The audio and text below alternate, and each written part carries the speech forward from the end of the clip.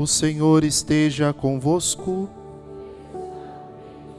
Proclamação do Evangelho de Jesus Cristo segundo Lucas.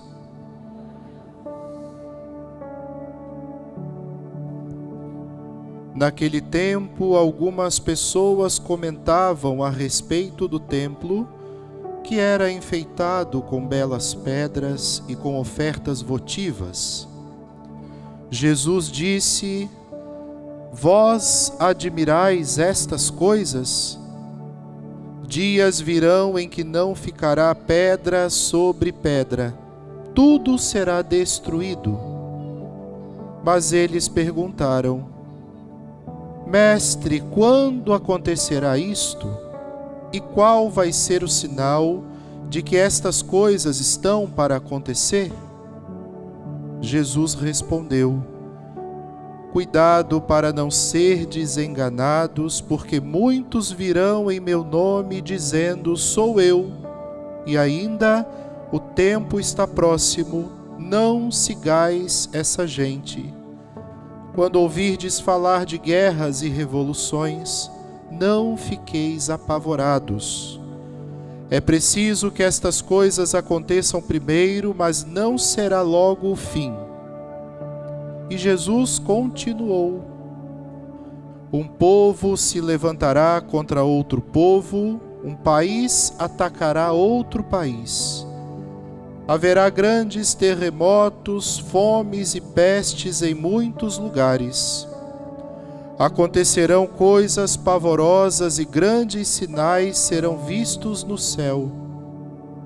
Antes, porém, que estas coisas aconteçam, sereis presos e perseguidos, sereis entregues às sinagogas e postos na prisão, sereis levados diante de reis e governadores por causa do meu nome.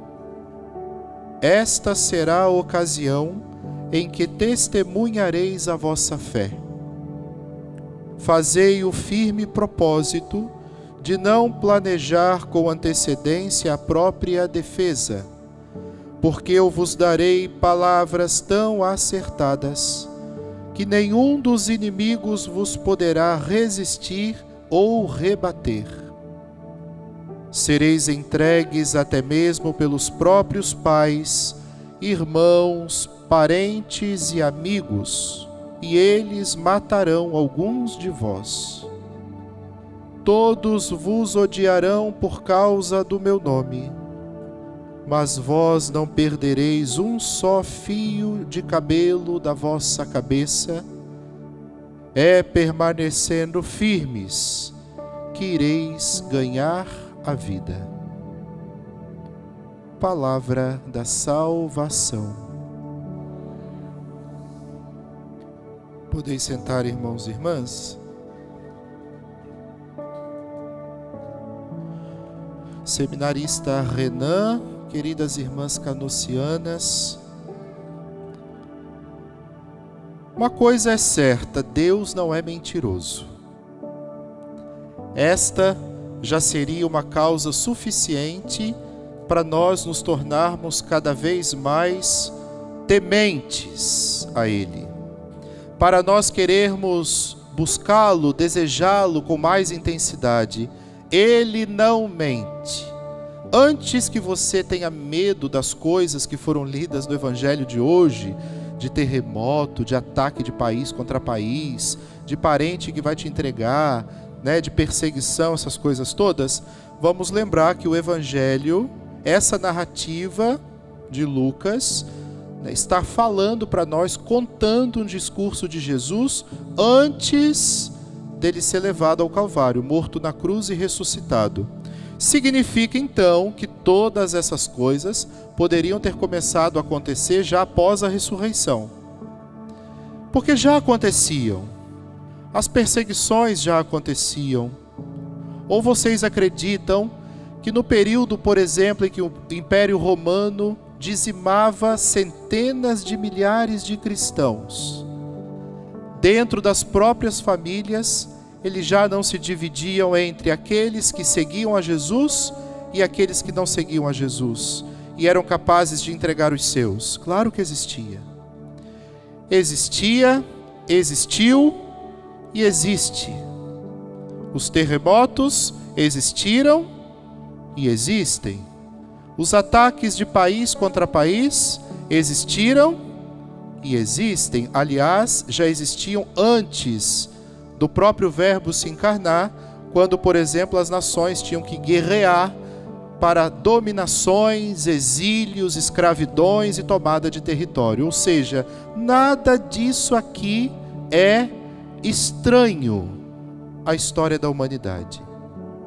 O que não pode acontecer é o que Paulo está pedindo na segunda leitura aos habitantes de Tessalônica, e hoje isso deve ecoar no nosso ouvido e cair no coração. Quem não trabalha não deve comer. É claro que Paulo aqui está falando do trabalho braçal, da mão de obra, do cuidado com a comunidade, que cada um tinha uma função. Um tinha que cuidar da plantação, outro tinha que manter a limpeza, outro tinha que fazer não sei o quê. Sim, mas nós estamos com a palavra de Deus, que usa inclusive nossas experiências nesse mundo para nos fazer olhar para realidades muito maiores. Paulo não está só preocupado com as pessoas que não queriam fazer nada na comunidade, até porque hoje isso não acontece. Graças a Deus, todos os nossos irmãos e irmãs, por exemplo, aqui da nossa paróquia, fazem alguma coisa pela sua comunidade, ou irão fazer depois desse domingo, se Deus quiser, né? Mas Paulo está preocupado, na verdade, com aquelas realidades que o Senhor já providenciou para nós, por exemplo, a vida eterna, o céu, e que nós às vezes vivemos como se não acreditássemos que existe. Até porque o trabalho da cultura em que vivemos é muito grande. Nós vivemos uma pressão de todos os lados, inclusive para nos fazer desacreditar nessa história, porque é assim que se fala. Por que você acredita nessa história de céu, de inferno e de purgatório? Por que você acredita na existência de Deus e do diabo? Por que você fica tentando ser uma pessoa melhor, por exemplo, não pecando? Quando a cultura, por outro lado, diz-nos: faz o que quiser, seja permissivo, passa a mão na cabeça, deixa para lá. Seu filho está numa escola em que se celebra tantas coisas que não deveriam ser celebradas. Deixa lá, não tem problema não, o importante é ser alfabetizado. A cultura tem essa malícia, essa astúcia, que é claro que está herdando do mal. Isso é claro. Mas nós não estamos aqui para elevar a moral do diabo. Nós estamos aqui para que a palavra de Deus desperte na nossa vida a atenção necessária para que nós, como católicos, acreditemos em nosso Senhor. E se nosso Senhor nos prometeu e entregou o céu, significa que o que Ele faz, o que Ele pede para nós, nós precisamos dar atenção. Mais a Ele, pela palavra de Deus, do que pelas outras fontes de informação que muitas vezes buscamos e só servem para contaminar a nossa fé, ditando para nós, com autoritarismo, uma ideologia da permissividade. Pode tudo, você que manda na sua vida. Não dá voz, não dá ideia, não dá audição para a voz da igreja, enquanto está nos orientando com os mandamentos e para o céu. Não, isso é coisa demais para você. Deixa para lá.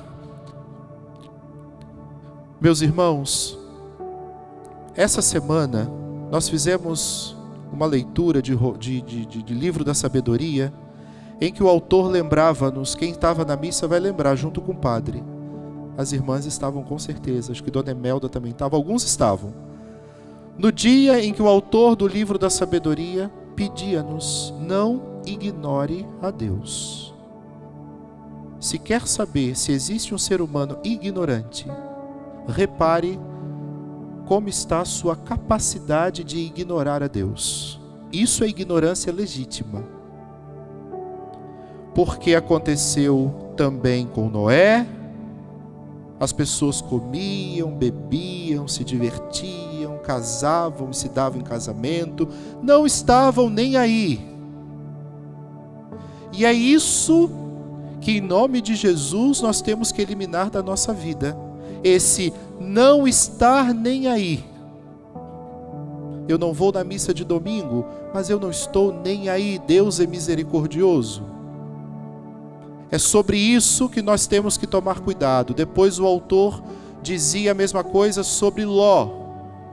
Lá em Sodoma as pessoas comiam, bebiam, se divertiam, se davam em casamento e se casavam, faziam festas, planos, até o dia em que Ló saiu da cidade.